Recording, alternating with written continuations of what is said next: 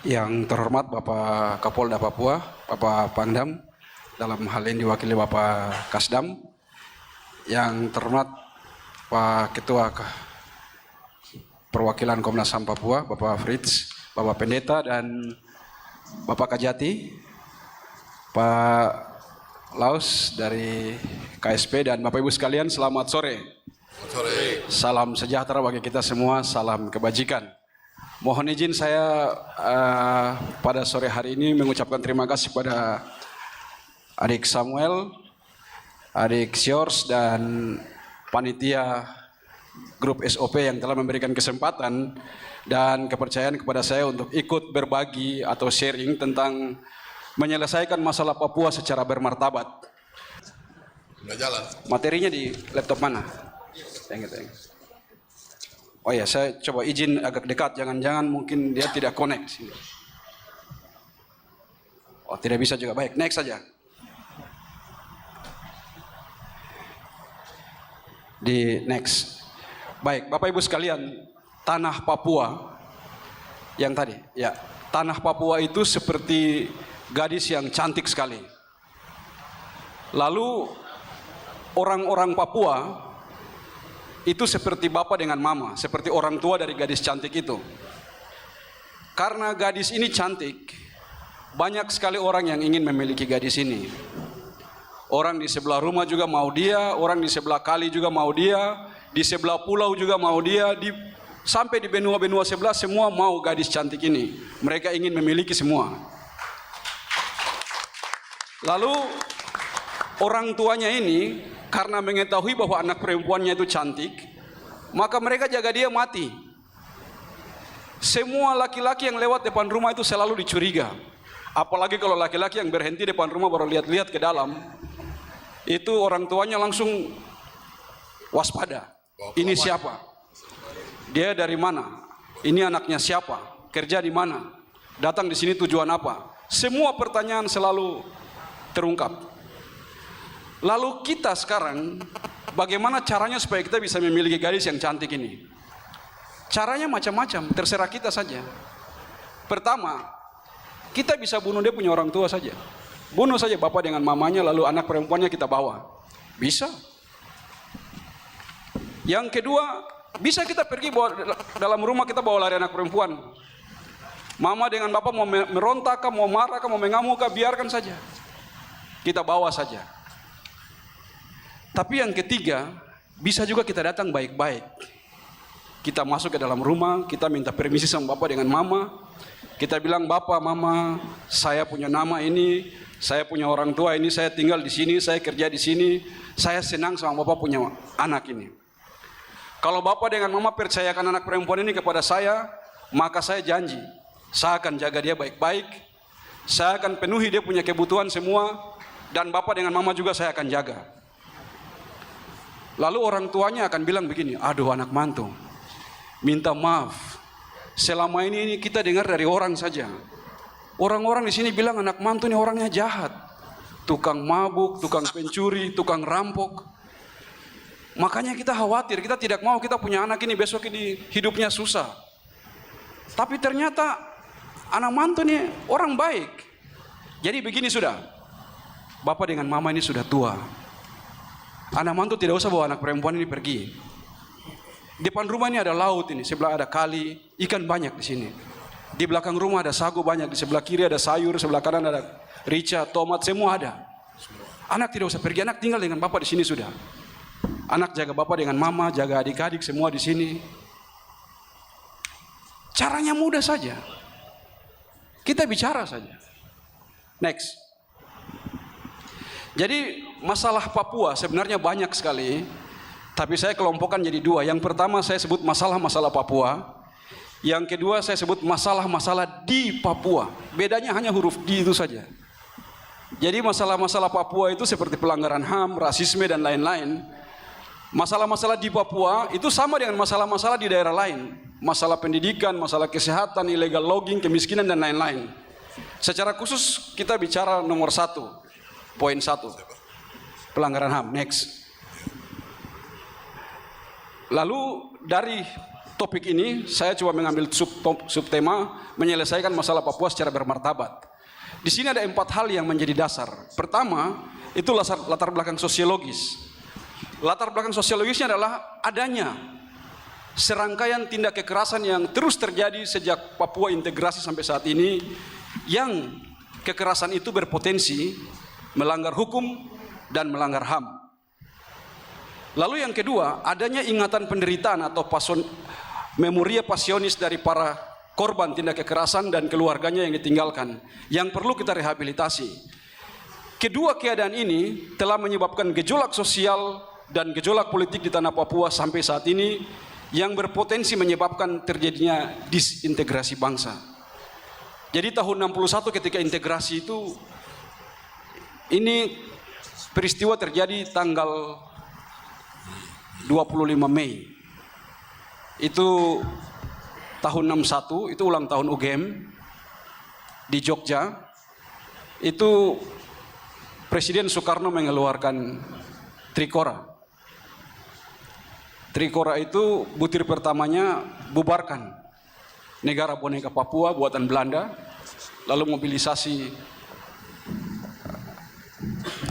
pasukan ke Indonesia, ke Papua. Jadi ada perintah untuk bubarkan suatu negara yang terbentuk tahun 61, lalu orang Papua bilang, no, kami bukan negara boneka, kami negara Papua. Nah, sejak itulah terjadi perbedaan faham yang tajam, dan perbedaan faham yang tajam itu telah menyebabkan kekerasan. Nah, kekerasan ini harus kita sembuhkan. Ini luka yang banyak bawa korban, banyak tentara korban, banyak polisi korban, banyak pendatang korban, banyak orang Papua korban. Kita semua korban terus. Lalu kita mau mati sampai kapan? Mau tunggu sampai Tuhan datang yang kedua kali kah? Kapan kita mau berhenti bertikai? Next. Yang kedua adalah latar belakang filosofis, bahwa perbuatan melanggar hukum dan HAM dapat merusak sendi-sendi persatuan dalam kehidupan berbangsa dan bernegara, dan perbuatan tersebut juga menghancurkan nilai-nilai kemanusiaan yang dijunjung tinggi oleh umat manusia yang beradab dan negara bangsa di dunia, seperti kebajikan, kebenaran, keadilan, itu kita langgar semua. Jadi secara filosofis, kekerasan demi kekerasan yang sedang kita jalani dari masa ke masa ini, yang kita terus pertahankan, kita terus pelihara ini melanggar nilai-nilai kebajikan, melanggar nilai-nilai kebenaran, melanggar nilai-nilai keadilan. Lalu kita mau tunggu siapa yang datang kasih damai kita? Walaupun malaikat datang kasih damai kita pun, kalau kita sendiri tidak mau berdamai, tidak bisa. Harus keinginan damai itu dia muncul dari dalam hati kita masing-masing. Next.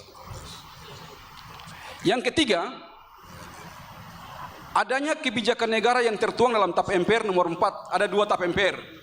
TAP MPR nomor 499 tentang GBHN, dan TAP MPR nomor 4 tahun 2000 tentang rekomendasi kebijakan dalam penyelenggaraan otonomi daerah.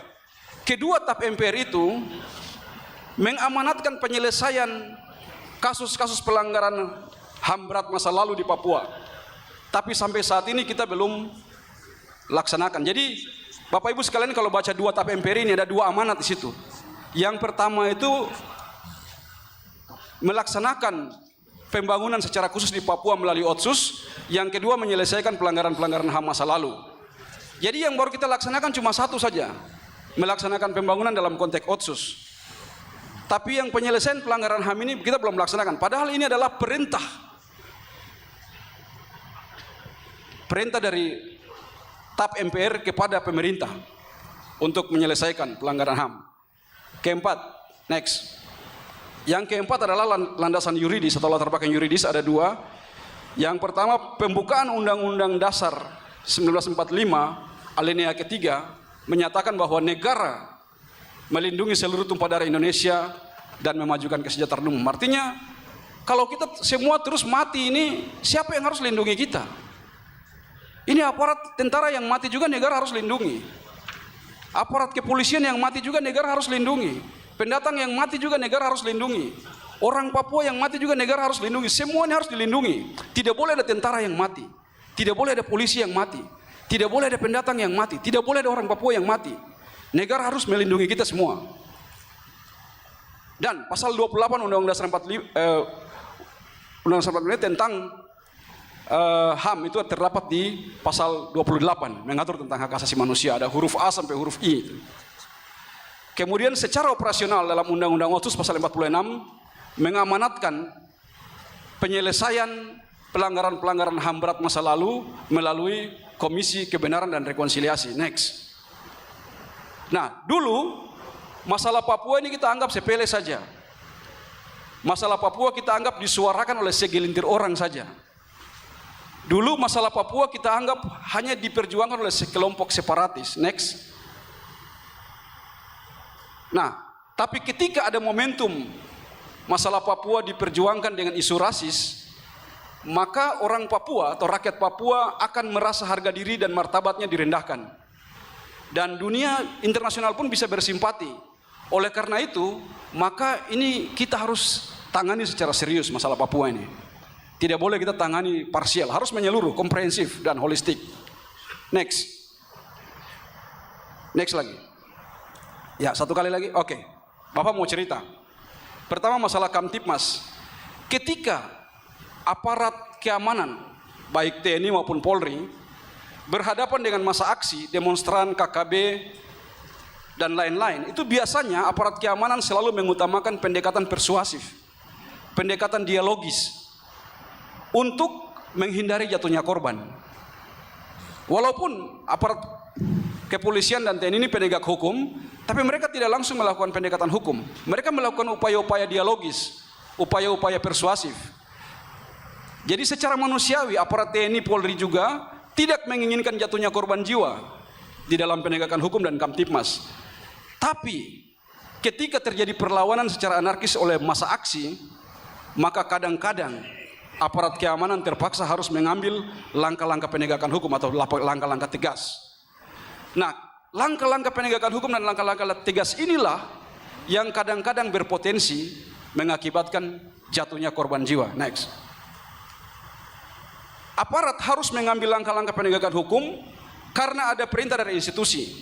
Jadi ketika teman-teman Polsek di lapangan itu jaga, lalu mereka laporkan ke pimpinan bahwa di bawah rusuh, chaos, maka akan ada perintah dari institusi untuk menegakkan langkah-langkah penegakan hukum atau tindak tegas.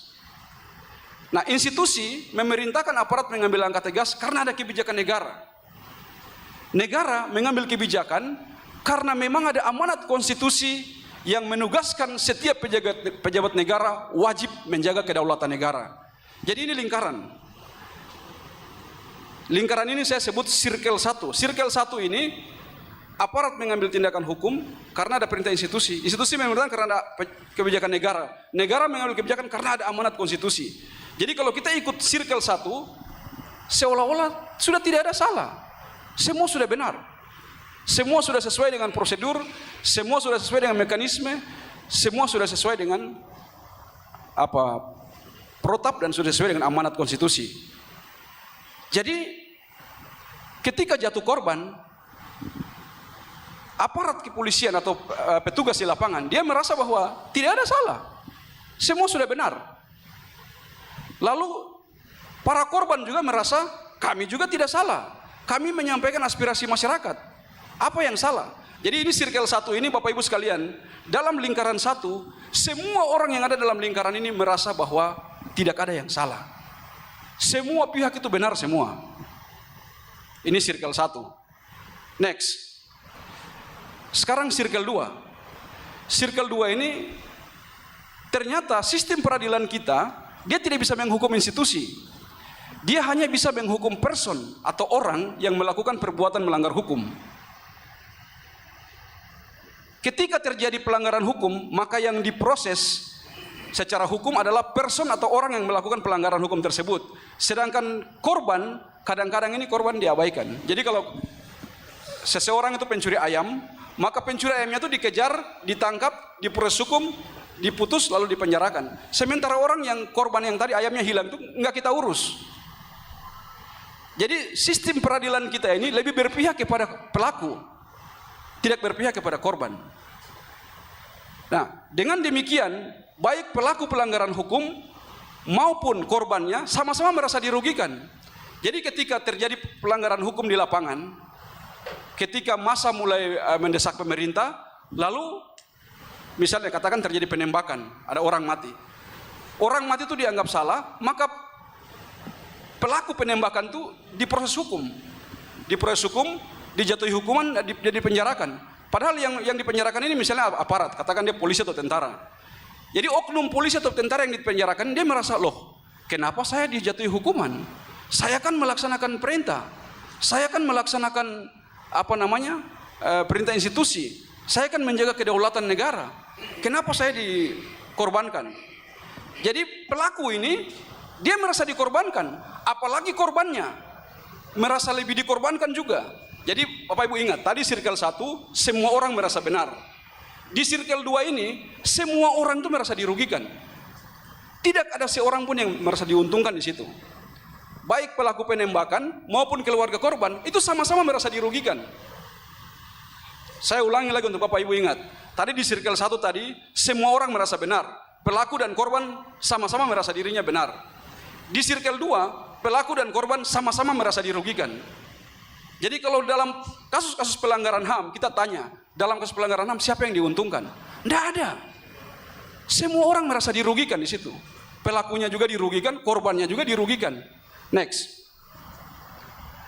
Nah, ini di kampung-kampung, Bapak Ibu sekalian, kadang-kadang di kampung-kampung itu juga terjadi perselisihan antar warga, bahkan antar kampung yang juga berakibat konflik dan jatuh korban jiwa. Warga kampung atau antar kampung itu kemudian mereka dapat kembali berdamai, cari makan sama-sama, berburu sama-sama, menjaring sama-sama, seolah-olah tidak ada masalah. Padahal kemarin ada perkelahian antar kampung, ada perang antar kampung dan jatuh korban jiwa juga. Tapi kenapa mereka bisa hidup berdamai kembali? Karena 3 hal. Yang pertama, kalau keluarga saya itu menghilangkan nyawa tetangga saya, maka saya dan keluarga besar saya akan pergi ke rumah keluarga korban. Kita akan mengaku kesalahan, aduh bapak, mama, kita ini sama-sama sudah salah.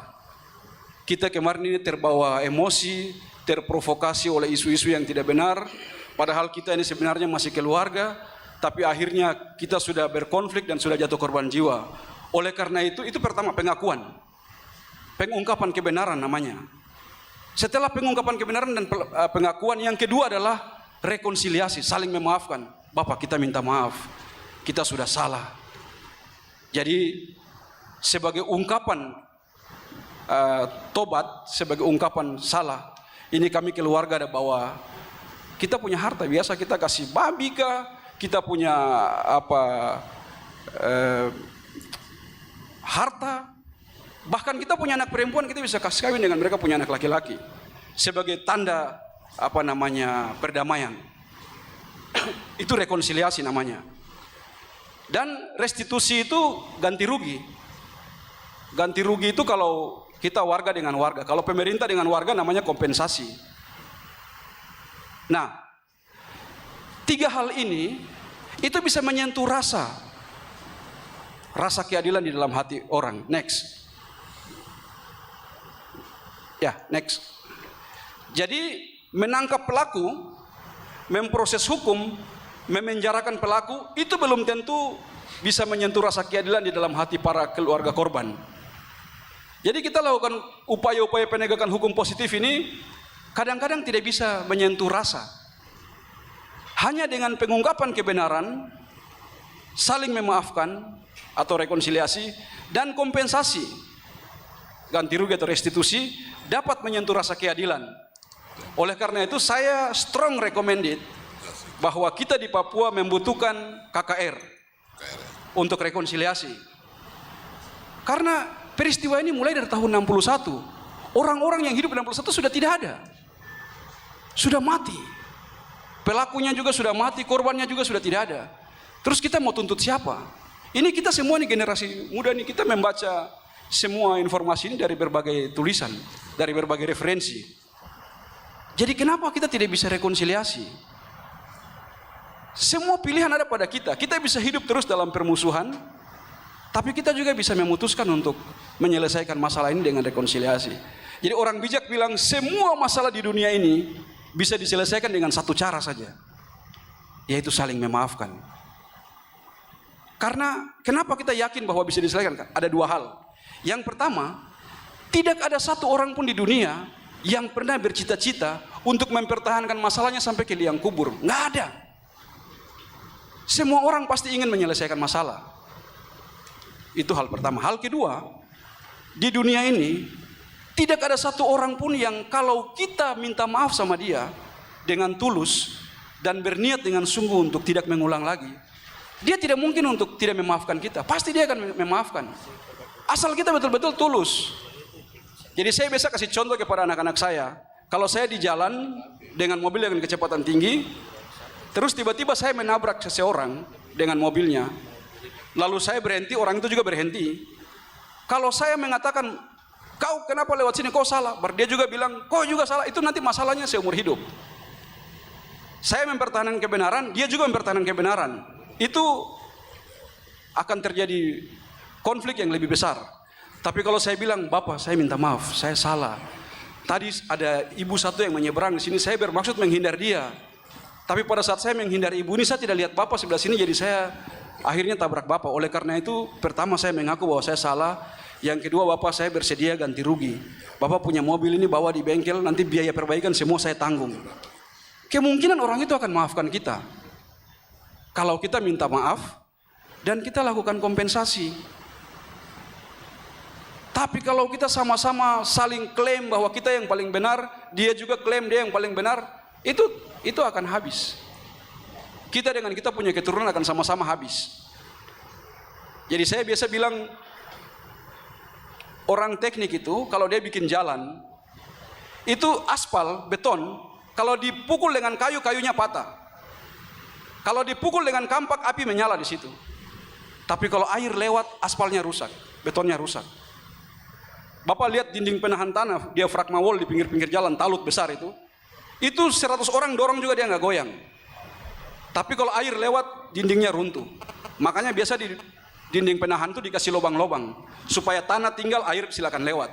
Kalau air tidak dikasih lewat, hancur dinding penahannya itu. Bapak lihat di pinggir laut, batu-batu karang itu, pukul dengan kayu, kayu patah. Pukul dengan kampak, api menyala. Tapi kalau ombak yang pukul karang, hancur. Artinya kekerasan hanya bisa dihancurkan dengan kelemah lembutan. Next. Ya, ini slide terakhir. Bapak Ibu sekalian, otonomi khusus bagi Provinsi Papua lahir sebagai konsensus politik, kesepakatan politik antara Papua dan Jakarta. Jadi orang tua biasa bilang bahwa uang otsus itu uang kompensasi, uang ganti rugi, bukan uang untuk beli mobil otsus, bukan uang untuk bangun jalan otsus, bukan uang untuk beli obat-obat otsus. Nah, itu uang kompensasi, harus dipakai untuk menyelesaikan kasus-kasus pelanggaran HAM masa lalu. Karena otsus lahir bukan karena jalan di Papua kurang. Otsus lahir bukan karena jembatan kurang, bukan karena bangunan kurang, bukan. Otsus lahir karena ada masalah pada tahun 98 sampai 2000, sehingga lahir tahun berikutnya 2001 sebagai bentuk kompromi antara Jakarta dengan Papua untuk menyelesaikan masalah HAM. Oleh karena itu, dana otsus harus digunakan sebagai restitusi untuk para korban-korban pelanggaran HAM. Kalau negara merasa susah untuk menyelesaikan HAM dalam konteks negara, maka kita bisa sederhanakan di tingkat yang lebih rendah. Katakan di kabupaten, misalnya, contoh Kabupaten Duga, kita selesaikan dulu satu kabupaten dulu. Bupati di situ kumpul, Kapolres di situ kumpul, Dandim di situ kumpul dengan masyarakat, korban semua, gubernur turun sebagai perwakilan pemerintah pusat. Kita selesaikan masalahnya di situ.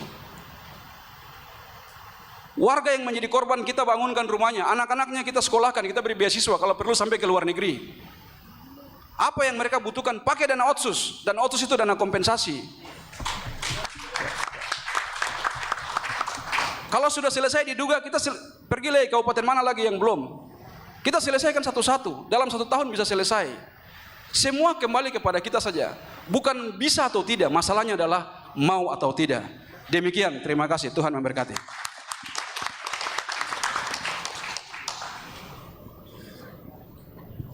Wah, luar biasa Bapak Rektor atas pencerahan yang super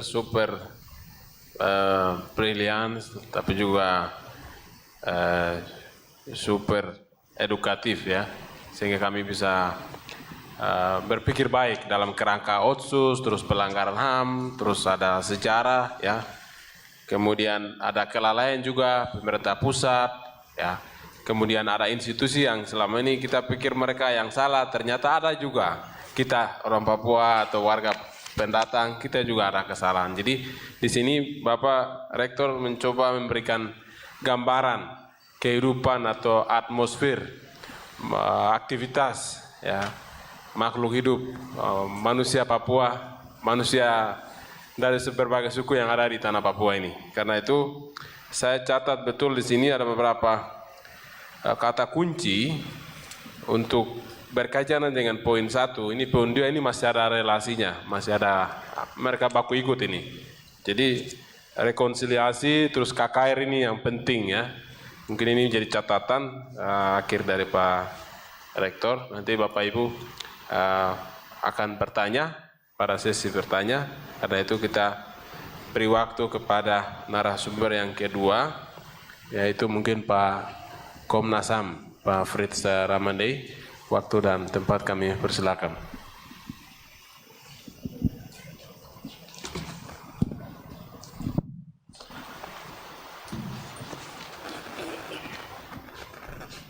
Shalom. Assalamualaikum warahmatullahi wabarakatuh. Salam sejahtera. Bapak Kapolda yang saya hormati, yang mewakili Bapak Pangdam, Pak Rektor, Bapak Pendeta, Pak Tabuni. Pak Tabuni sedang memainkan satu peran menggantikan satu lembaga yang pernah berhasil membuat lahirnya berbagai kebijakan, banyak kebijakan soal Papua, yaitu Foreri. Nah, lembaga itu sudah tidak ada, tapi sekarang muncul lembaga Spirit of Papua. Peran ini kembali dimainkan oleh bagian ini. Bapak Peter Real sebagai orang yang mendirikan, salah satu orang yang diberi mandat bertugas melaksanakan upaya untuk mendirikan beberapa lembaga yang diamanatkan di dalam Undang-Undang Otsus, salah satunya adalah Komnas HAM, dan hari ini saya menjadi bagian dari lembaga itu. Saya ingin menyampaikan paparan ini, minta maaf belum sempat disiapkan paparannya karena informasi juga kami terima agak terlambat.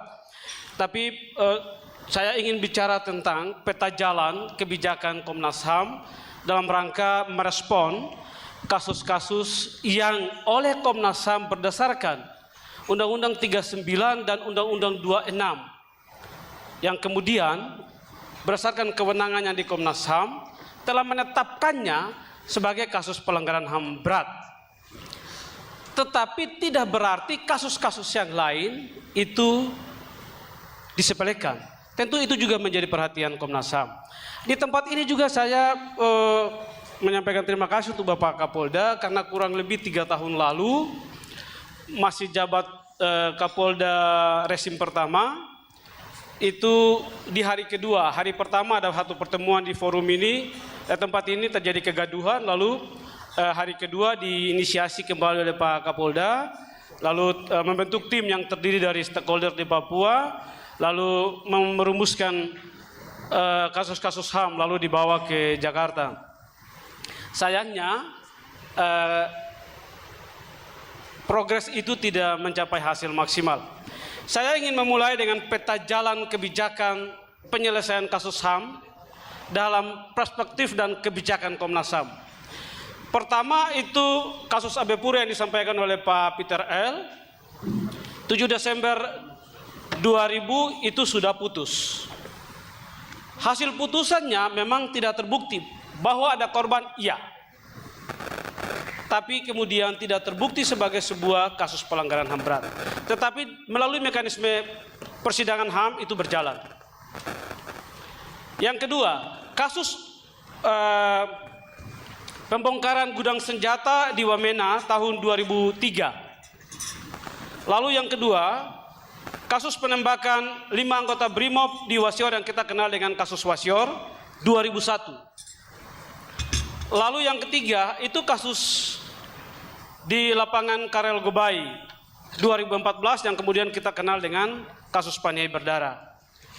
3 kasus ini berdasarkan kewenangan yang ada pada Komnas HAM telah ditetapkan sebagai kasus yang memenuhi unsur pelanggaran HAM berat. Apakah biak berdarah? Tidak. AB Pura dan lain? Tidak. Itu tentu menjadi bagian dalam peta jalan penyelesaian kasus HAM yang kalau Bapak Ibu bisa masuk ke www Komnas HAM itu bisa mengakses bagaimana kerja tim DOM Papua. Nah, di dalam tim DOM Papua itu kita telah merumuskan bagaimana kasus-kasus yang terjadi jauh beberapa puluh tahun yang lalu. Nah, di situ bisa dilihat dalam kolom DOM Papua. Saya kebetulan anggota timnya.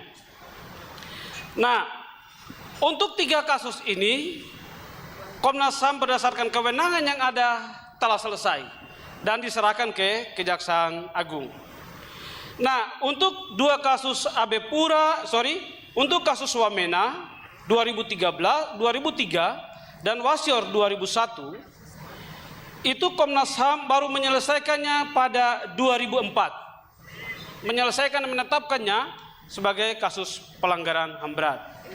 Ketua timnya adalah Brigadir Jenderal Purnawirawan Dr.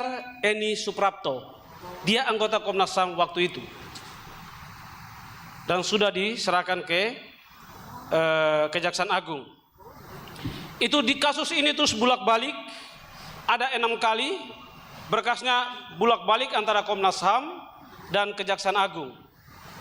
Terakhir itu Komnas HAM kembalikan pada tanggal 27 Desember 2018 untuk kasus Wamena dan Wasior. Setelah Kejaksaan mengembalikan ke Komnas HAM, lalu oleh tim kami berusaha melengkapi dengan kewenangan yang ada, lalu kita kembalikan lagi ke Kejaksaan Agung pada tanggal 27 Desember 2018. Sampai sekarang belum ada petunjuk lebih lanjut dari Kejaksaan Agung. Untuk kasus Paniai terjadi pada 2014. Komnas HAM baru menyelesaikan berkas, itu agak lama karena kita baru menyelesaikannya 16 Februari 2020. Kita baru merampungkan seluruh kasus itu, dokumennya dalam tim ad hoc. Kita baru selesaikan pada 16 Februari 2020 dan diserahkan kepada Kejaksaan Agung.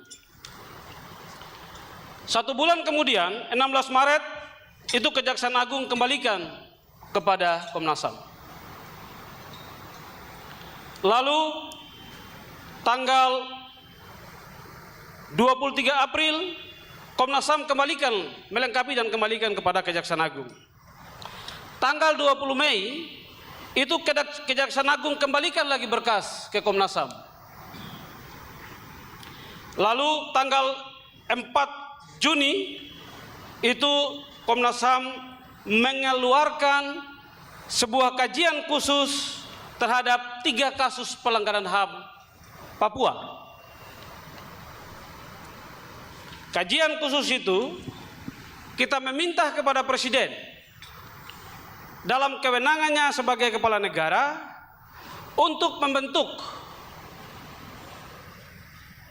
tim jaksa secara khusus untuk melakukan penyidikan, menindaklanjuti hasil penyelidikan tim Komnas HAM untuk diproses lebih lanjut. Karena apa?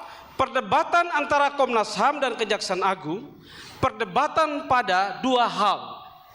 Pertama adalah bukti formil dan bukti material. Itu perdebatan yang kemudian belum didapatkan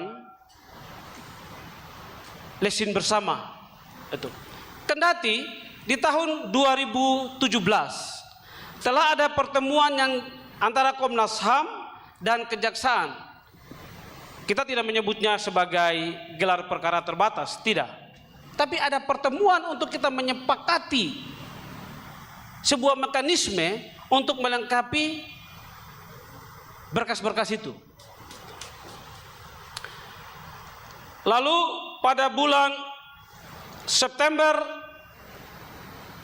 2018,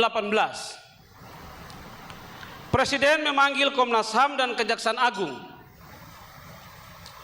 untuk membahas 3 kasus pelanggaran HAM Papua. Petunjuk Presiden Jokowi adalah Kejaksaan Agung segera, sekali lagi, petunjuk Presiden Jokowi kepada Kejaksaan Agung adalah Kejaksaan segera, sifatnya segera, menindaklanjuti 3 kasus oleh Komnas HAM dalam kewenangan penyidikan. Sampai hari ini belum. Terkait dengan 3 kasus itu, maka Komnas HAM meminta kepada Presiden untuk membentuk tim penyidik khusus tindak lanjut kasus HAM di Papua. Terkait dengan 3 kasus itu, kita minta Presiden untuk mengambil legasi sebagai kepala negara untuk membentuk tim. Kita tidak menyebutnya TPF karena bukan lagi menangani kasus. Itu. Yang kedua, rekomendasi Komnas HAM terkait dengan penanganan kasus-kasus di Papua dalam jangka pendek. Pertama adalah meminta kepada Gubernur Papua, barangkali ini akan menjadi rekomendasi dari forum ini, meminta kepada Gubernur Papua, sebagaimana Gubernur pernah mengirim surat kepada Presiden dan ditembuskan, mengirim surat kepada Komnas HAM untuk membentuk, dan surat itu diasistensi oleh Pak Peter L. Dan surat itu berhasil membentuk perwakilan Komnas HAM. Kenapa dia menjadi perwakilan? Karena di dalam Undang-Undang 39 pasal 45 ayat 7 itu mengisyaratkan perwakilan. Dia tidak mengisyaratkan Komisi HAM daerah. Sama persis di dalam Undang-Undang Otsus pasal 45 ayat 2 itu juga menyebutkan masyarakat dan pemerintah serta pemerintah daerah membentuk perwakilan, tidak menyebutkan Komisi HAM daerah. Tidak. Walaupun kemudian Pak Peter L sebagai pengacara mau membuat semacam terobosan hukum supaya dari Undang-Undang 39 dan Undang-Undang 21 itu bisa dicari lesen tersendiri untuk membentuk perwakilan. Membentuk Komisi HAM daerah. Tetapi yang sekarang masih berbunyi adalah perwakilan. Nah, karena itu Komnas HAM ingin menindaklanjuti pernyataan permohonan maaf Gubernur Papua tanggal 10 Desember 2015 kepada para korban dan keluarga korban. Ini disampaikan langsung oleh Pak Lukas NMB pada tanggal 10 Desember 2015 di Gedung Negara. Gubernur Lukas NMB dalam kapasitasnya sebagai gubernur telah menyampaikan permohonan maaf kepada korban dan keluarga korban. Nah, dan meminta kepada Komnas HAM perwakilan Papua untuk merumuskan rancangan peraturan gubernur supaya apa? Gubernur mau kasih semacam bantuan sosial secara khusus kepada para korban dan keluarga korban. Dan dalam kewenangan Komnas HAM itu bisa. Walaupun dalam kasus Abe Pura, kalau kita pakai Undang-Undang 26 2000, Korban bisa dapat restitusi, kompensasi kalau diputus pelakunya bersalah, terbukti baru mereka bisa dapat.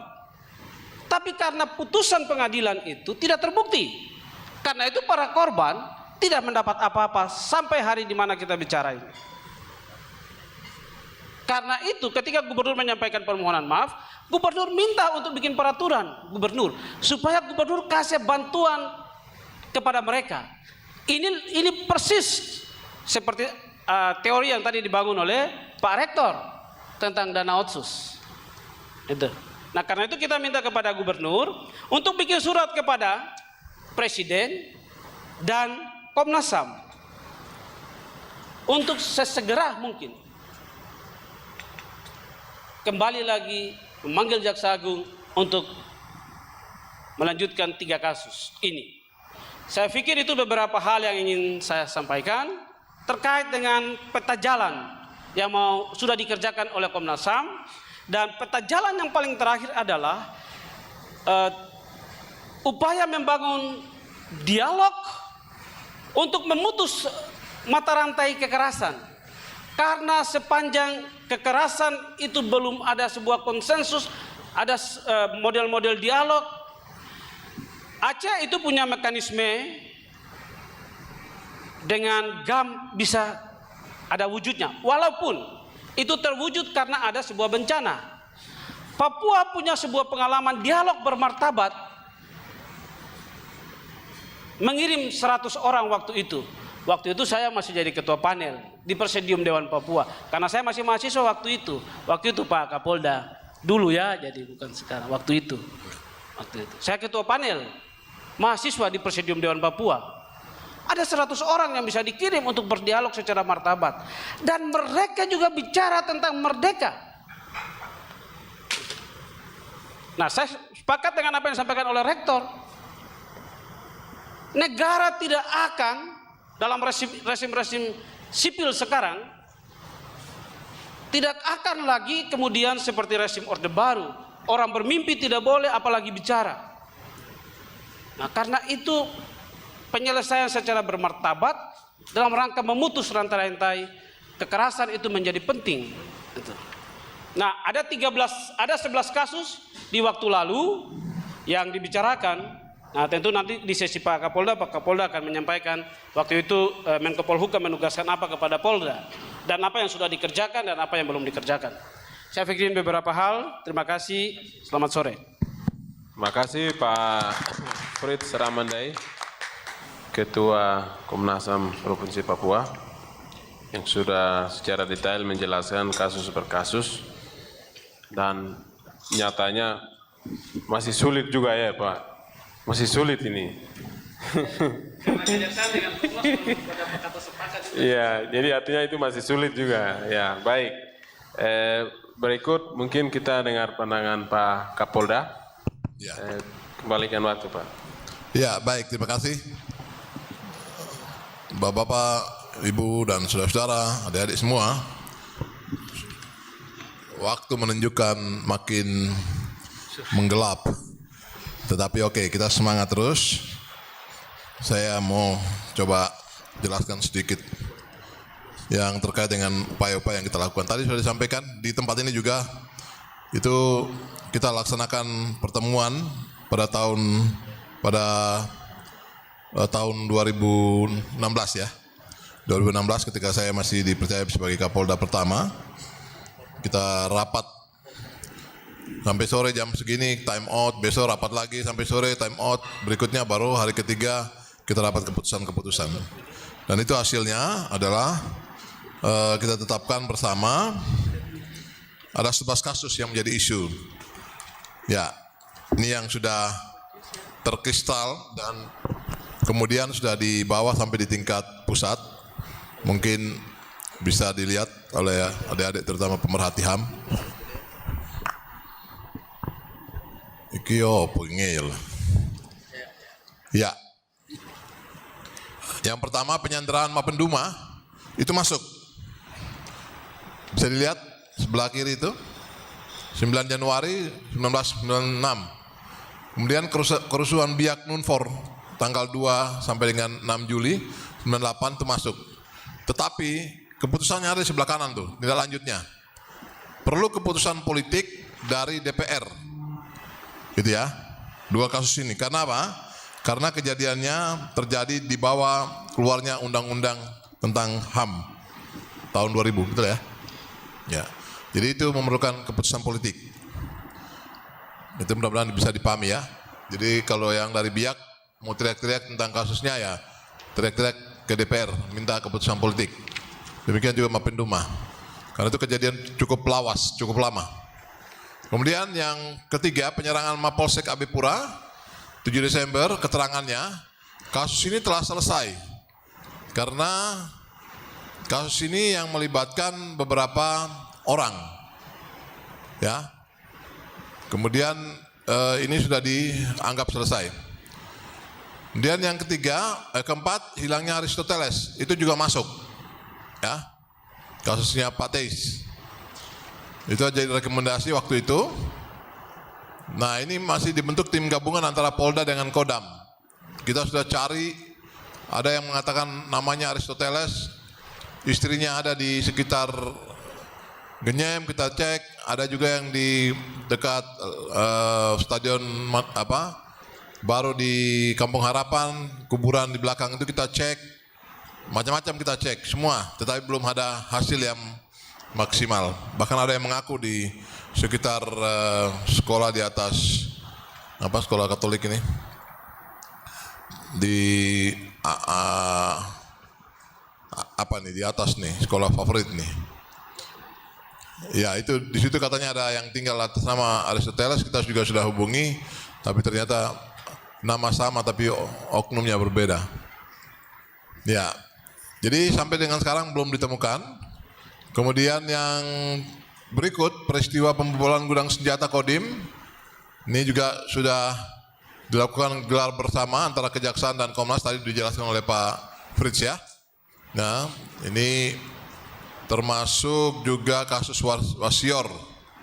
Ya, ini Wasior sementara karena sudah pemisahan wilayah, jadi sudah diserahkan, direkomendasi ke wilayah hukum Polda Papua Barat. Ya, Wasior sudah tidak masuk lagi di Papua. Nah, sementara untuk yang di Wamena ini masih ditangani antara Kejaksaan dan Komnas. Kemudian untuk yang peristiwa Uncen berdarah tanggal 16 Maret 2006, ini sedang ditindaklanjuti. Ya. Kemudian juga peristiwa tewasnya Opinus Tabuni di Jayawijaya. Ya, jadi itu ada 3 kasus yang dilimpahkan pada Polda untuk kita tangani, yaitu kasus tewasnya saudara Opinus Tabuni, kemudian penangkapan Yawan Wayeni, dan kasus KRP 3. Kemudian yang berikut itu peristiwa penangkapan ya KRP 3 itu Kongres Rakyat Papua 3 ya, Oktober 2011. Kemudian peristiwa penangkapan Mahkota Buni, ini juga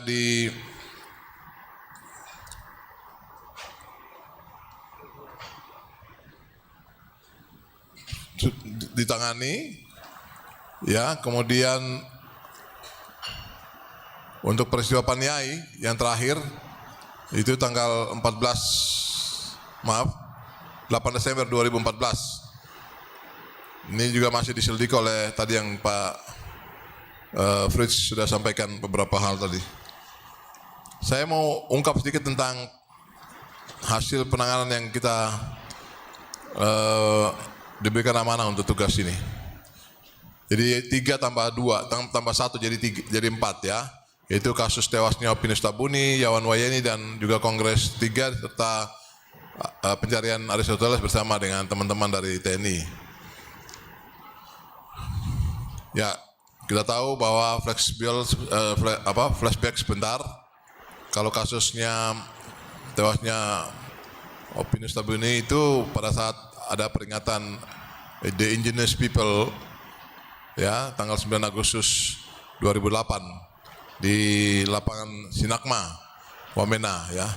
Nah, itu kemudian pada saat terjadi penaikan bendera Bintang Kejora itu ada kelompok maksudnya petugas Pak Kapolres dan anggota yang akan menurunkan bendera itu, tapi kemudian mendapat perlawanan yang pada akhirnya saudara Opinius ini sebenarnya adalah pihak yang tidak salah. Dia tidak dalam kelompok itu, dia kebetulan punya lahan sedikit tanaman di sekitar lapangan Sinagma itu akan kembali sore hari, itu kemudian tertembak. Dan itu sudah diambil langkah-langkah secara signifikan oleh Kapolres pada saat itu dengan anggota. Kemudian pada saat saya sebagai Direktur Reskrim juga sudah naik dan melakukan berbagai pengolahan tempat kejadian perkara. Ya, namun ini perkara akan berlanjut lama sehingga pembuktian yang mengalami banyak kesulitan. Ya, itu sedikit tentang Opinius Tabuni. Kemudian yang berikut kita lari ke perkara yang ketiga, yaitu penanganan kedua maksud saya kepada saudara Yawan Wayeni.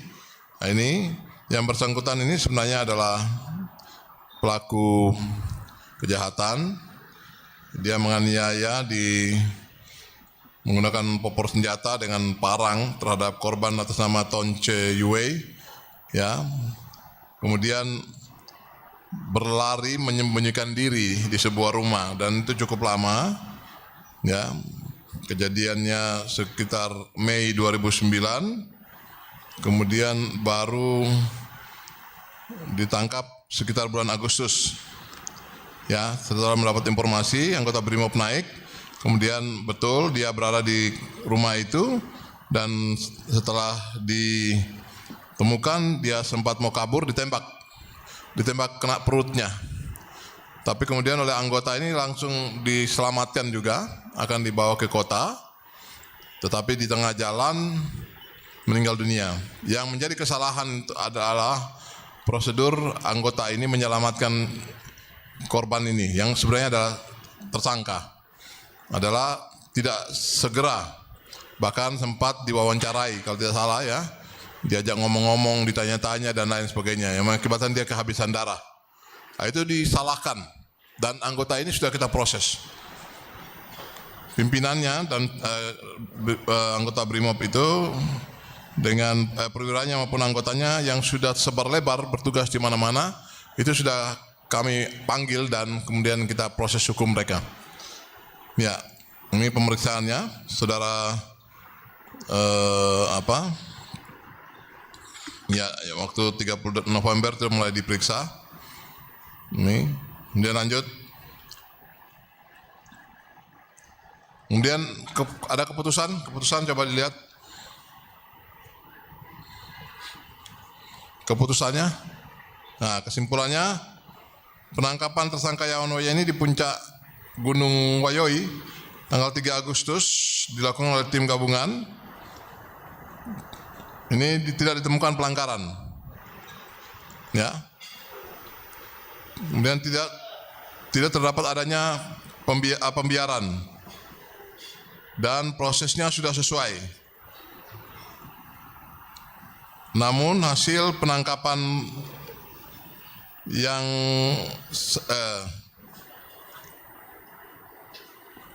dan mereka sudah membantu yang bersangkutan dengan tandu dan sebagainya. Namun pelanggaran yang ditemukan dalam proses penangkapan itu adalah adanya tindakan anggota yang merekam, mendokumentasi situasi TKP setelah penangkapan terhadap Yawan Wayeni. Jadi mungkin kalau ingat-ingat itu ada video yang muncul setelah korban jatuh, setelah dibawa ke tepi jalan sambil menunggu kendaraan karena itu cukup jauh, ya. Itu kemudian diwawancarai. Wawancara inilah yang viral kemana-mana. Inilah yang disalahkan. Sekali lagi bahwa saudara Yawan Wayeni itu adalah pelaku kekerasan tadi di dalam fakta awal mengatakan seperti itu. Kemudian dia melarikan diri karena dia popor salah satu korban dengan senjata apinya. Kemudian dikejar, ternyata dia sekitar 50 km dari Yawa, dari Waropen ya, dari Yapen ya. Itu mereka bawa dia di gunung, kaki gunung. begitu. Dia berkebun di situ. Sudah benar tindakannya, melumpuhkannya, yang kebetulan kena perutnya. Tapi kesalahannya ketika mau dievakuasi dibawa ke itu tidak bisa ditolong dan kemudian bahkan anggota mewawancarai yang bersangkutan. Ini kira-kira yang sudah kita putus sanksi hukum kepada yang bersangkutan, para pelaku anggota Brimob ini. Oke, lanjut. Nah, yang berikut adalah kasus Kongres Rakyat Papua 3. Ya, ini juga diserahkan kepada kepolisian yang melibatkan saudara Prokurus Ibu Sembut waktu itu. Lanjut.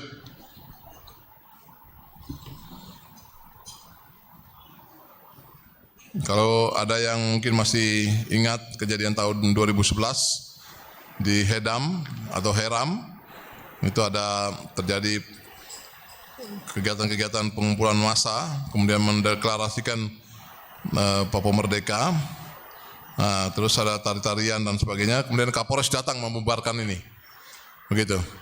Ya, jadi ini kemudian yang nampak waktu itu bahwa orang-orang tua ini kebanyakan dari kampung-kampung, dirayu, dibujuk rayu maksudnya, datang ke lapangan ini, kemudian mereka disuruh ikut bersama dalam aktivitas sini. Ya, ini pelakunya sudah saudara Forkorus kita tangkap, kemudian kita sudah lanjut proses. Demikian juga dengan beberapa orang yang diduga terlibat langsung dalam proses itu. Memang itu disayangkan karena ada tindakan pembubaran yang kemudian tidak lama 2 hari kemudian itu ditemukan ada juga yang meninggal dunia di atas bukit, ya, di atas bukit. Nah, itu yang ditemukan oleh warga masyarakat setempat. Ya, ini cukup jauh jaraknya. Ya. Kalau dari lapangan bola Sakeus, dia sekitar 400 meter posisinya. Ya. Ini sedang dalam penyelidikan lanjutan. Ya, itu yang 3 persoalan kasus yang kita tangani berkaitan dengan 11 kasus ini. Sekali lagi bahwa memang berbagai hasil pertemuan yang dihadiri oleh Bapak Menko Polhukam waktu itu, Pak Luhut, ya, kemudian Pak Kapolri, Pak Panglima TNI, Jaksa Agung yang diwakili semua, itu kita rapat bolak-balik, ya, di Jakarta. Ya, saya pikir ini Ade Yana Rebo juga ada aktif ikut, Ade Matius Murid juga ada ikut, dan beberapa teman-teman lain cukup banyak yang ikut bersama-sama. Kami fasilitasi bolak-balik Jakarta, Papua, Papua, Jakarta, itu merupakan sebuah komitmen sebenarnya untuk serius mengungkap kasus ini. Namun demikian memang kendalanya, kalau saya boleh sampaikan, rata-rata ketika rapat di tingkat atas itu pejabat yang datang, pejabat yang hadir itu berganti-ganti. Tidak satu orang yang ditunjuk. Itu kelemahannya. Jadi sempat waktu rapat yang saya juga hadir, saya terpaksa harus angkat tangan dan merekomendasi, mengusulkan agar dapatnya dalam rapat tim kerja ini itu ditetapkan saja pejabatnya langsung ditunjuk khusus untuk menangani ini. Jadi tidak datang, catat, nanti pulang lapor terus begitu. Yang pada akhirnya membuat waktu habis, biaya habis, dan kita semua bakuliat kira-kira begitu. Ya, ini beberapa hal yang memang terkendala dengan mekanisme sebenarnya karena adanya perubahan-perubahan struktur. Ada pejabat A sudah pindah, ganti pejabat baru, ya. Demikian juga pindah eselon dan lain sebagainya. Itulah yang kadang-kadang membuat soal-soal sedikit terkendala dalam menangani berbagai permasalahan.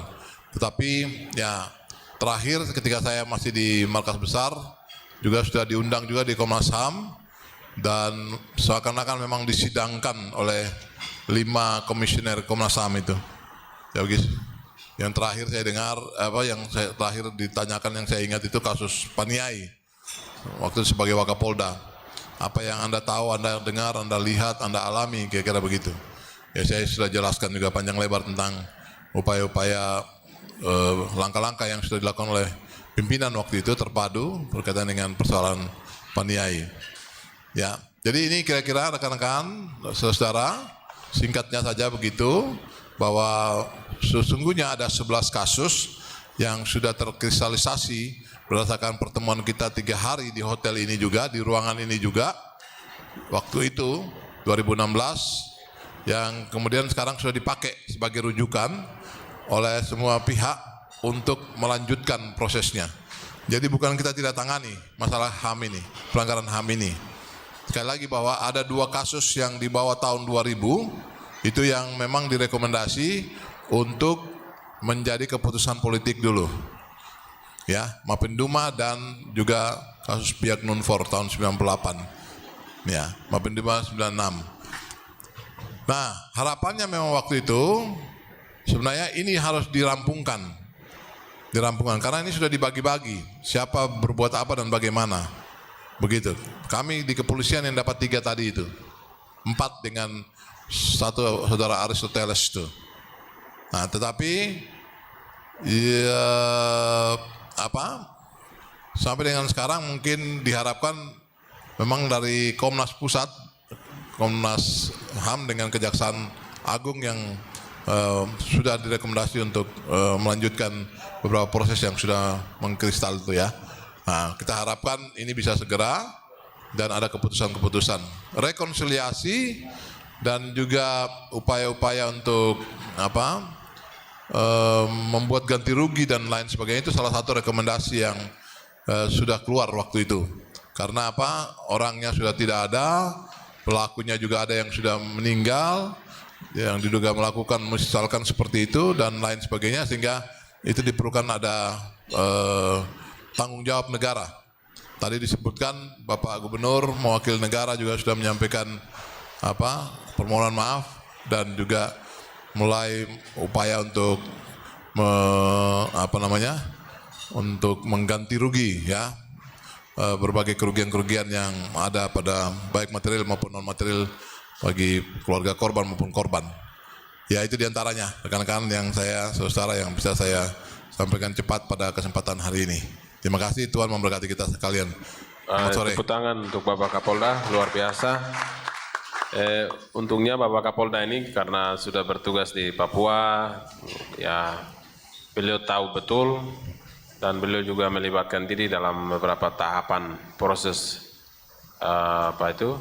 yang diprakarsa oleh pusat, dan beliau melibatkan diri, dan puji Tuhan hari ini beberapa fakta-fakta persoalan terkait HAM ini kenapa belum selesai. Ternyata ya saya sendiri baru sadar kalau ternyata itu kalau kasus-kasus HAM yang sudah lewat seperti di Mapenduma, di kampung saya, itu waktu itu saya masih di SD peristiwa itu, dan itu sangat luar biasa. Karena waktu itu, mohon maaf Pak Kapolda, saya izin sedikit, waktu itu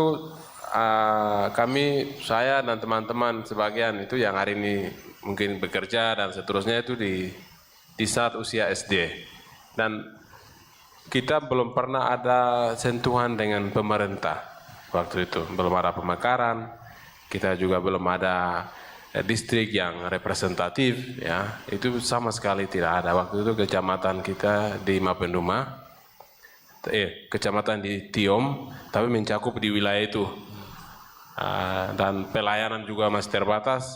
Dan ketika rombongan Pak Almarhum Kelly Kwalik dengan Daniel Kogoya yang mendeklarasikan Papua Merdeka dengan segala macam atribut, lalu menahan para peneliti, itu memang kami semua syok, Bapak Ibu pemirsa sekalian, atau mungkin Bapak Ibu yang ada di mana saja hari ini menonton. Kami waktu itu syok karena kami mendapat pertama itu dengan hal-hal yang bertentangan dengan kenyamanan kami. Ya, dan sampai hari ini mungkin kalau Egyanus muncul dengan teman-temannya itu mungkin karena pemerintah lalai. Pemerintah tidak hadir setelah operasi besar-besaran itu. Ya, ini hutan aja, biar aja. Ini nggak ada manusianya. Ya, akhirnya muncul perlawanan setelah sekian tahun. Dan itu dendam lagi itu. Dan itu kalau hari ini kita bicara mau menyelesaikan kasus HAM secara komprehensif, kita ada contoh itu. Hari ini diduga, mungkin di pegunungan lain muncul terus. Itu karena dia regenerasi. Tuh. Kalau hari ini saya dengar Pak Fritz sampaikan, kita tidak menyikapi ini. Misalnya kasus-kasus ini, oke, kita selesaikan pemerintah provinsi, DPR, MRP, pemerintah daerah, bagaimana menyikapinya? Nah, tapi upaya itu juga kalau tidak ada, ya kita akan terima terus konflik di atas konflik, karena dia akan lahir terus. Mungkin itu sedikit pengalaman pribadi menanggapi apa yang Bapak Kapolda dan Pak Fritz sampaikan tadi. Ya, memang saudara-saudara, faktor kesulitan tadi disampaikan oleh Pak Fritz terkait dengan pembuktian formil dan material. Itu ya agak sulit ya, agak sulit karena teman-teman di kejaksaan terutama sampai di Kejaksaan Agung yang saya pahami ya, itu mereka harus betul-betul yakin tentang bukti itu. Ya, sementara ini kan sudah lalu. Tadi Pak Ade Sam mengatakan kita-kita yang sekarang ini mungkin waktu itu belum lahir, bahkan masih terlalu kecil ya, dan lain sebagainya, yang sekarang kemudian terus mengangkat permasalahan ini. Memang itu salah satu faktor ketika dihadapkan dengan bukti atau alat bukti. Itulah yang sedikit harus bolak-balik kita rapat bertemu. Memang ongkos besar, ya, waktunya juga hanya untuk membuktikan ya betul itu salah atau ya patut diduga ini yang melakukan, kira-kira begitu ya. Itu persoalannya di situ. Ya, persoalan di situ. Tapi oke, itu sebagai catatan saja yang mungkin kita juga harus lihat realitas kenyataan seperti itu. Saya pikir itu, Pak Samuel. Iya, terima kasih banyak Bapak Kapolda atas sedikit penambahannya. Jadi memang kasus-kasus yang lama ini mesti harus diselesaikan. Karena itu menjadi momok bagi semua generasi muda, karena yang tua meninggal dengan terus cerita hal-hal itu. Kita yang anak-anak ini lanjutkan terus dengan pikiran-pikiran itu. Tambah dengan mungkin abang-abang yang hari ini memimpin tidak akomodir, atau mungkin pelayanan pemerintah yang tidak merangkul, atau kemudian aparat yang mungkin karena kurang mengetahui kondisi dan psikolog orang Papua mungkin salah bertindak. Semuanya itu mengakibatkan mengarah kepada disintegrasi tadi. Ya, karena itu mungkin terakhir keempat ya Bapak Pangdam dulu, nanti Pak Pendeta terakhir. Jadi silakan Pak Pangdam, Bapak Kasdam. Baik, terima kasih Pak Moderator. Jadi sudah dijelaskan sejak awal oleh Pak Rektor Uncen, kemudian Pak Fritz, Pak Kapolda. Dari kami, dari pihak Kodam 17 Cendrawasih, menyikapi masalah pelanggaran HAM yang ada di daerah Papua ini. Kebijakan dari Kodam sudah jelas bahwa kita akan mendukung sepenuhnya penyelesaian berbagai permasalahan HAM yang ada di Papua, baik itu HAM masa lalu maupun kasus-kasus yang berpotensi menjadi pelanggaran HAM yang akhir-akhir ini. Ya, ada beberapa kasus mungkin tadi sudah disebutkan oleh Pak Moderator di Nduga dan di pegunungan lainnya.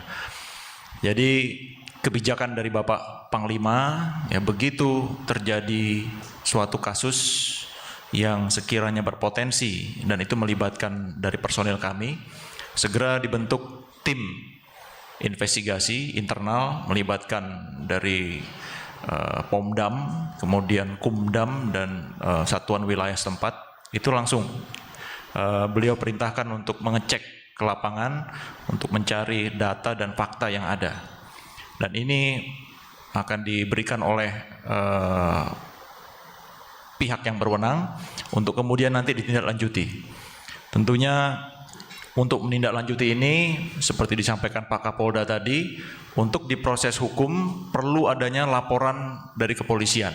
Ya, jadi tanpa adanya laporan kepolisian dari keluarga korban ataupun dari saksi misalnya, hal ini sulit untuk kita tindaklanjuti. Jadi kita sangat mengharapkan ya peran serta dari masyarakat apabila terlihat mungkin ada indikasi pelanggaran HAM, silakan ya bisa melaporkan hal ini kepada kepolisian untuk kita segera tindaklanjuti ya.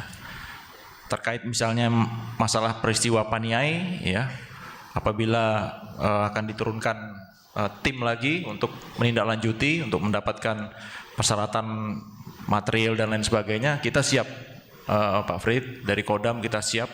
Ini beberapa kali disampaikan oleh Bapak Panglima pada kami, kita siap untuk mendukung, kita siap untuk mengawal ya agar segera permasalahan-permasalahan HAM ini dapat segera kita selesaikan. Karena seperti disampaikan tadi oleh Bapak Kapolda, terus terang ini merupakan menjadi beban kita semua, beban negara ya. Sehingga kita semua mempunyai tanggung jawab bersama untuk segera menyelesaikan permasalahan-permasalahan HAM ini, mungkin satu persatu lah kita cicil ya.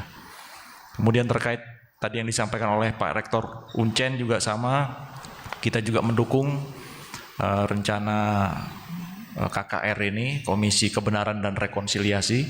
Kita sudah melihat bagaimana Timur Timur, kemudian Aceh ini sudah bisa dan berhasil memutus mata rantai apa yang disampaikan tadi, kebencian, kemarahan dan lain sebagainya ya. Sehingga ke depan ya Papua bisa lebih fokus dalam membangun ya. TNI sendiri kita sudah ya melaksanakan reformasi internal untuk materi HAM dan humaniter, hukum HAM dan humaniter ataupun hukum konflik dan perang.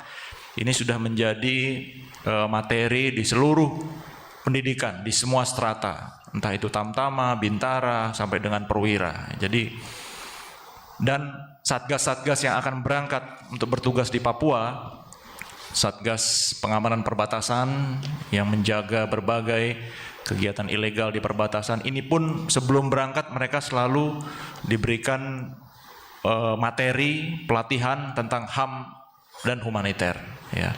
Bagaimana kita harus membedakan antara kombatan dan non kombatan dan lain sebagainya. Di lapangan tentunya banyak kekurangan ya. Untuk itu seperti yang kami sampaikan tadi, dalam hal ini setiap indikasi ataupun potensi terjadinya pelanggaran HAM, maka Kodam tegas ya. Apabila terjadi potensi pelanggaran di wilayah Kodam, maka seperti yang kami sampaikan tadi ya, kita akan laksanakan investigasi dan kita akan terbuka untuk bekerja sama dengan semua pihak agar berbagai permasalahan HAM ini dapat segera selesai. Itu, terima kasih ya. Terima kasih Pak Kasdam, luar biasa prinsipnya mendukung apapun yang dilakukan oleh pihak kepolisian maupun Komnas HAM jika itu aparat di lapangan melakukan kesalahan ya, sebagai penegak kedaulatan, jika salah pasti ada hukumannya, seperti itu ya. Jadi terima kasih Bapak Kasdam. Terakhir Pak Pendeta Dr. James Wambrau, silakan.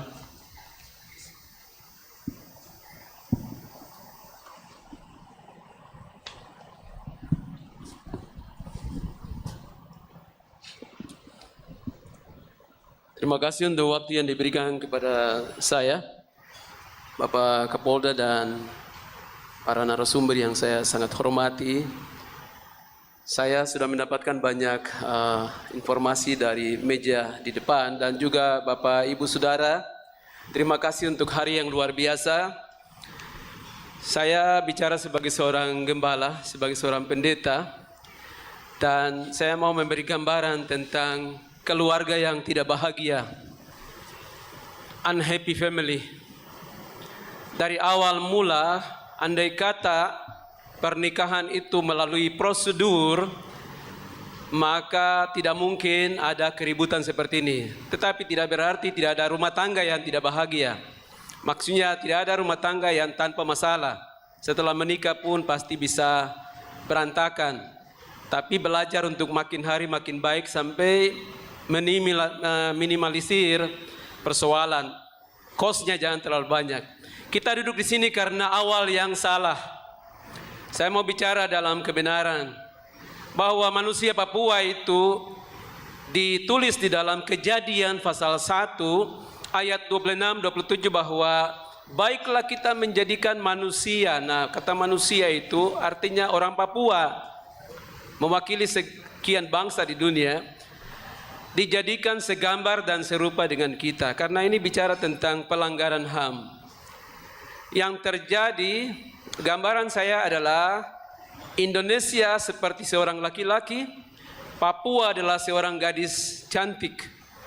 Tadi Bapak Rektor sudah memberi gambaran sangat bagus. Jadi gadis cantik ini dia punya SDA luar biasa, sumber daya alam. Sangat senang kalau mendengar lagu Endo Kondologit, surga kecil yang apa? Jatuh ke bumi. Kita menyanyi tapi sekaligus langsung menangis juga karena surga yang bagaimana itu? Surga yang ribut terus kah? Jadi ini kondisi sejarah. Ini awal mula rumah tangga yang tidak bahagia. Papua itu ada adatnya. Kalau waktu itu pemuda ganteng yang bernama Indonesia itu masuk lewat adat, lalu dia bicara baik-baik dengan orang-orang kampung yang bodoh ini, dan bicara baik-baik, tadi saya bilang pasti apapun juga ya sudah, mari atur berapa dan seterusnya, dan langsung pasang pondok dan mulai siap untuk pukul tifa dan menari. Jadi persoalan tahun 62 ke atas itu merupakan proses awal di mana masalah itu saya yang kecil yang tidak tahu semua ini akhirnya tahu. Adik-adik yang di sini mungkin ada yang baru lahir sekian tahun, tidak mengerti dan mungkin mengambil cerita di bagiannya, mungkin di rantingnya atau daunnya, tapi banyak yang tahu dari akarnya. Ya, mereka ini sudah meninggal ya, banyak. Jadi ini yang penting untuk kita harus tahu. Kalau kita hanya tahu persoalan dari ranting atau daun dan tidak pernah mengerti akarnya, kita akan terus mengulang dan kumpul terus bicara, dan sampai kapan? Kita semua mati juga, tidak pernah akan mengalami yang Papua yang maju ini. Jadi itu persoalan rumah tangga. SDA sumber daya alam kaya sekali. Papua kaya, menjadi gula-gula buat semua orang. Baik yang ada di luar negeri, yang ada dalam negeri, semua kaya sekali.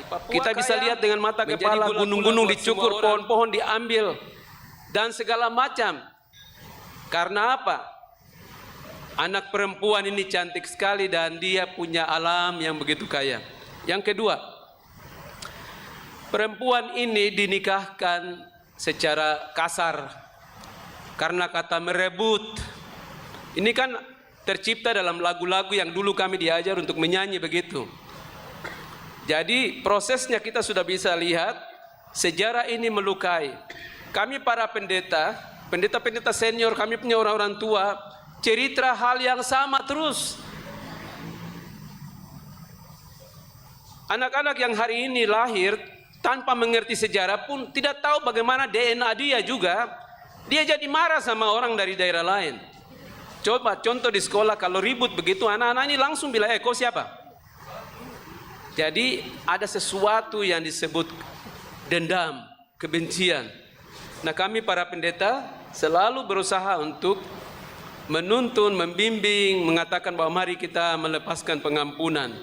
Tapi selalu, tapi bagaimana ini? Pengampunan bagaimana? Masalah belum selesai. Nah karena itu, hari ini saya mau sampaikan kepada kita, ini para gembala ya, para pendeta, kami minta supaya kita perlu duduk bersama. Karena ini urusan rumah tangga. Kenapa perempuan ini dipukul terus, dipukul terus, dipukul terus? Saudara-saudaranya dibunuh, dibunuh, dibunuh. Laki-laki ini yang datang bikin begini terus. Andai kata awalnya masuk baik-baik, bilang baik-baik, tidak pakai ongkos pun tetap akan diterima. Jadi saya mau sampaikan, ini harus menyangkut kepala negara sampai dengan semua aparat, semua pihak. Mari kita duduk bersama dalam 3 batu yang disebut adat, kemudian gereja. Mengapa gereja? Karena sebelum ada pembangunan apapun, 5 Februari 1855 Otto dan Geisler mewakili semua orang yang peduli terhadap bangsa kecil yang disebut bangsa Papua. Kitab 1 Petrus berkata, kamulah bangsa pilihan. Kata bangsa itu kalimat dari Alkitab. Jadi ini yang terjadi sehingga sampai hari ini kita masih terus bicara tentang masalah dari keributan keluarga itu. Kami juga capek juga karena menangisi anak-anak kami yang mati. Masyarakat biasa mati, TNI mati, Polri mati. Maksudnya mereka yang ada dalam kasus bolak-balik dipanggil pendeta untuk berdoa untuk ini, berdoa untuk ini. Untuk apa? Jadi persoalan ini harus diselesaikan dengan panggil laki-laki itu dan perempuan itu, suruh dua duduk. Tanya dua, kamu baku cinta kah tidak? Kamu dua baku cinta kah tidak? Jangan jawab. Jawab di rumah saja. Tapi saya mau kasih tahu, pernikahan ini tidak happy. Jadi solusinya ada, jangan putus asa. Rumah tangga yang berantakan juga bisa dibimbing, dikonseling sampai akhirnya jadi rumah tangga yang baik. Saya seorang konselor. Keluarga yang sudah rencana untuk mau baku pisah itu saya bilang tidak. Karena tidak ada perceraian. Yang ada itu memperbaiki dan melanjutkan. Amin. Karena itu saudara-saudara yang saya kasih dalam Tuhan, hari ini kita bicara tentang rumah tangga yang ribut itu. Kita kumpul terus bicara rumah tangga yang sama lagi. Laki-laki tidak tanggung jawab. Perempuannya cantik sekali. Dia punya semua. Tanah Papua, tanah yang kaya, surga kecil yang jatuh ke bumi. Laki-lakinya yang datang bikin dia masalah. Jadi hari ini kita harus duduk. Saya hormati semua Bapak Ibu. Mari kita bicara. Dan saya harap the spirit of Papua ya itu seperti ini. Duduk bicara. Dan putuskan sama-sama. Masih mau lanjut pernikahannya atau cerai? Tapi saya sebagai pendeta saya akan katakan tidak ada perceraian. Yang ada adalah perbaiki dan lanjut. Betul? Ini tepuk tangan tidak penuh ini.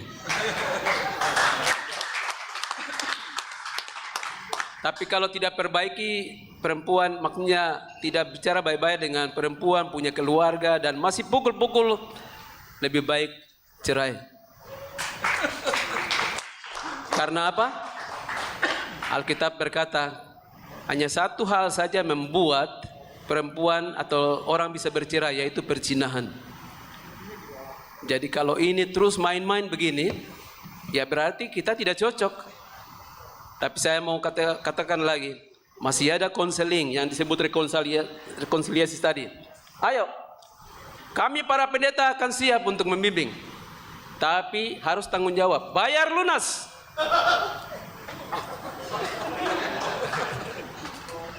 Saya pakai bahasa-bahasa kampung supaya kau mengerti. Sebab kalau kau bicara bahasa tinggi, ilmu-ilmu tinggi pakai segala macam itu, masyarakat lo bilang, dia utang baru.